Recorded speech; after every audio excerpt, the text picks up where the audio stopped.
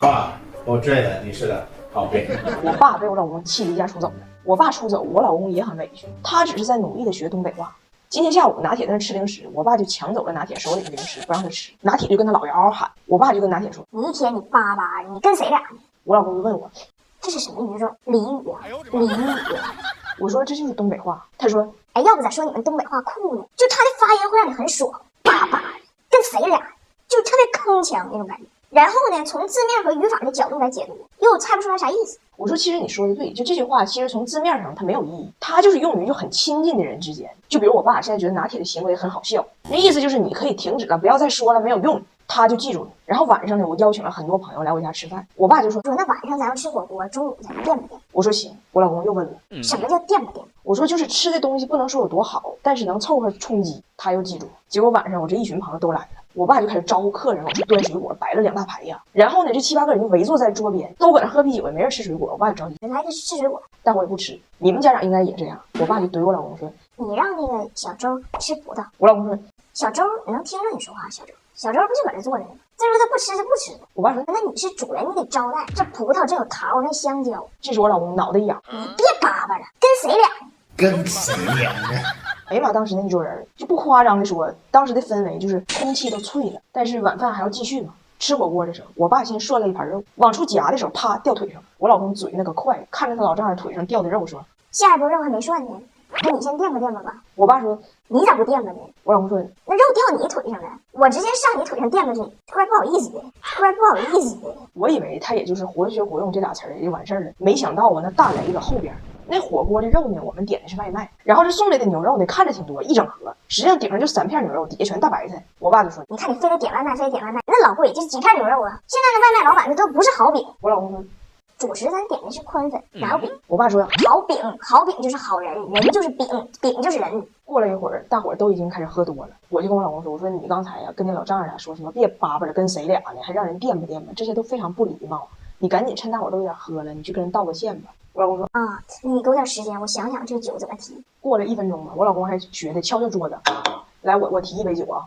爸爸，我觉得你特别的宽容，特别的友善。我觉得你是个好病，是个好病。我觉得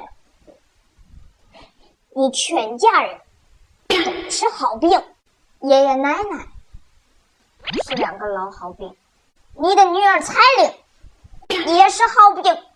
其实我也是个好病，我只是一个中文不太好的好病。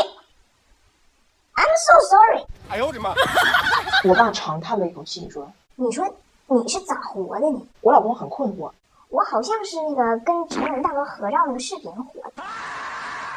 有没有脸皮薄社恐的朋友？我把我的婆婆借你，让你每天射死好几回，肯定能治好。我婆婆快走了，临走跟我说要去雍和宫，她在加拿大就做攻略了，听说这里的开光能给人带来好运，于是我们就去了。到了开光的地方，流程是这样的：开光本身不要钱，但是应该先请一个手串，手串挺贵，你拿着请来的手串再去开光。温蒂坚决不买手串，直勾的就去开光，裸开。我说我给他买，他也不买。到了里边排了老长时间的队呀，前边所有人都开的手串，到他这儿了，人家说拿起你手上的东西。温蒂一看自己手上只有男婴1枚，二话没说。将孙子高举起来，把张拿铁当场开了，当场开了。我说温蒂，你给我整老尴尬了。他说开光是免费的，对不对？人家说拿起你手上的东西，没人说一定买串，对不对？那我就把拿铁当成串，有问题吗？我说那他确实倒也是个串，倒也是个串。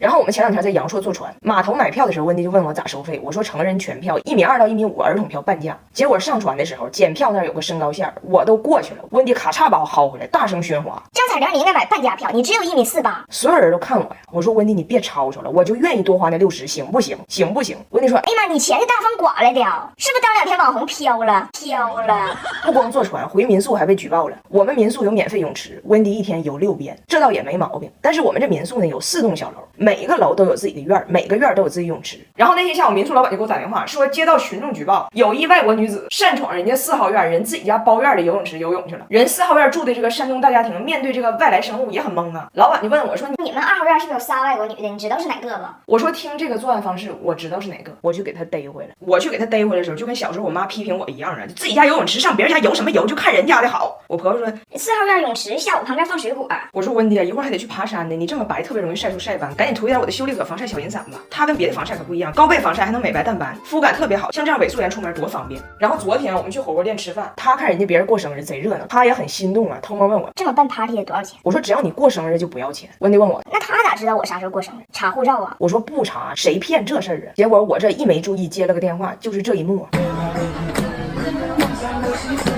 还拿了人家3个玩具，人家火锅店小姐姐都看过我视频，说温迪你是4月份生日。温迪说啊，我今年过阴历。我说温迪你咋还知道阴历呢？温迪说我才明白，阴历在英语中叫 Chinese calendar， 就是中国历的意思。他以为他的中国历生日是自己随便选的呢，幸亏他要走了。他如果不走，为了占便宜，他得天天过阴历。他这个月月末就得阴历96岁，回去再见他61岁的老伴儿，那都得阴阳两隔的，阴阳两隔的。走了，还抱着这个豌豆苗的根儿给人打包了，说回家还能长，再过阴历的时候啊，抱过来再涮。我以为今天的主题曲是生日快乐歌呢，没想到其实是把根留住，把根留住。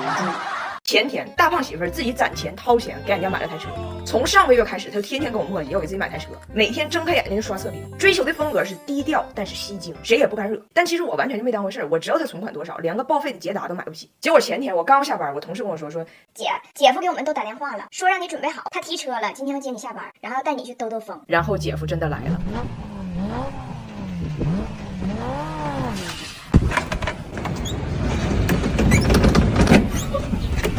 来这吗？